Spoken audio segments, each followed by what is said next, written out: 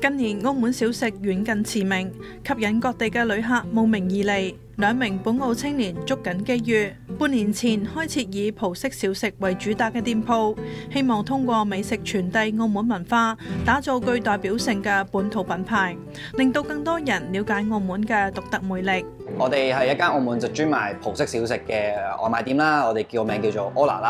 啦咁樣，專做葡式小食嘅。咁我哋所有產品都係圍繞住中葡文化去研發出嚟啦。咁我哋主打產品就有馬介休球啦、沙甸魚批啦，亦都有唔同嘅嘢飲啦、甜品啦。喺我哋選品嘅時候，其實馬介休球我哋覺得係澳門葡式菜系裏面啦最代表嘅其中一個前菜小食。咁我哋就決定用呢個產品嚟做主體，跟住我哋就研發咗幾款唔同嘅新嘅口味啦。咁我哋都有啲期間限定嘅口味咧，係會同澳門有啲商家去合作咧，做啲特別款出嚟咁樣。澳門青年企業家協會話，今期個案係同澳門好出名嘅葡式小食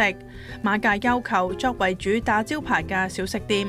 呢種小食好適合外賣同遊客邊行邊食，店主有想法將呢種小食優化同改良，加入各種特色口味吸引客人。建議可以加入更多嘅網絡宣傳，變成網紅打卡點，先慢慢一步一步實現店主計劃嘅利用2樓同天台空間嘅計劃，以免過度投資。我哋主打嘅客戶群當然就係想做遊客啦，係啦，我哋都喺澳門最著名嘅景點大三巴附近啦，咁我哋都好希望可以做到唔同遊客嘅生意，希望佢體驗到呢種特色嘅本地文化啦。咁亦都同一時間本地居民咧，我哋都想俾佢見識下一啲經典嘅產品有新意之後咧，會係點樣嘅咧，都希望勾起佢哋嘅興趣。中銀中小企服務中心就建議提高旅客對產品嘅興趣，不妨巧妙咁借助歷史包裝，深挖馬介休球背後源遠流長嘅歷史脈絡，為其注入引人入勝嘅故事靈魂，賦予馬介休球獨特嘅價值，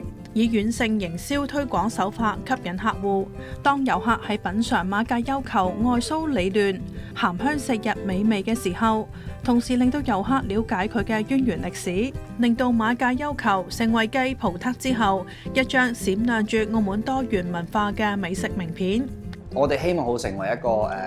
出名嘅受歡迎嘅本地品牌啦，希望大家都認識我哋啦，亦都同時間希望我哋嘅產品馬介休球咧，可以喺澳門遊客最受歡迎嘅小食裏面咧都佔一席位。最長期嘅希望咧，其實我哋想將我哋嘅產品咧係可以一個本土澳門品牌嘅急凍馬介休球手信類嘅產品可以上到線咧，咁呢個就係我哋最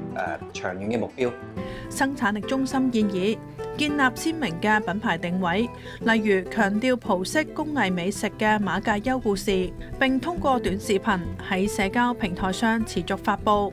以引發顧客共鳴。其次係同澳門以及係外地嘅 KOL 合作，例如邀請佢哋參與一日店長嘅活動，直播製作過程及幕後故事。此外，並定期發布隱藏版嘅產品預告，增加互動，持續提升品牌曝光度。